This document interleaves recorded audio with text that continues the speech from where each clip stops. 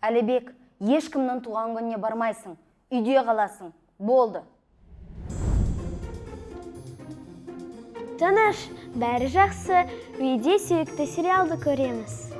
Жоқ, мен қазір есікті сындырып тастаймын. Ауырсат бар ма? Туған күнге бармаймыз ба? Ес, ата ол жақта билейсің, терлейсің, фу. Бәрі бітті. Әлібек енді туған күнде басқа біреуді тауып алады. Қырдық. Туған күнде бәрі болады. Мен жоқпын. Менде ешқашан мен шақырмайды. Бәрі жақсы. Әлі қаншама туған күн болады, ешкім бізді ұмытпайды. Блок, қара тізім. Папаны да блок, маманы да блок. Бірінші, мынау бөлмені жинайықшы. Не бардак болып жатыр? Біз барамыз деп өтірік айттық. Енді бізді мазақтайды. Позор боламыз.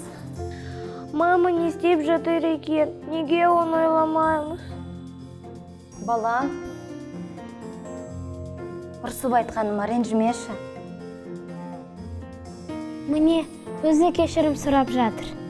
Жылағым келіп тұр. Әже істеп тұр, сенбеңдер. Баратын жерің алыста. Қазір кеш болды. Сені уайымдап айттым. Қаласаң, өзім апарып тастайын. Мамасымен келіпті деп айтады ғой. Бәріне позор боламыз. Керек емес. Маманың айтқаны дұрыс. Кеш болды. Қайтеміз оны үйде қалайық. Маманы ренжітпейікші. Я, мама, сіздер ренжімеңіз, үйде болғанымыз дұрыс. Күндіз болса, жіберем. Так, ол жарайды.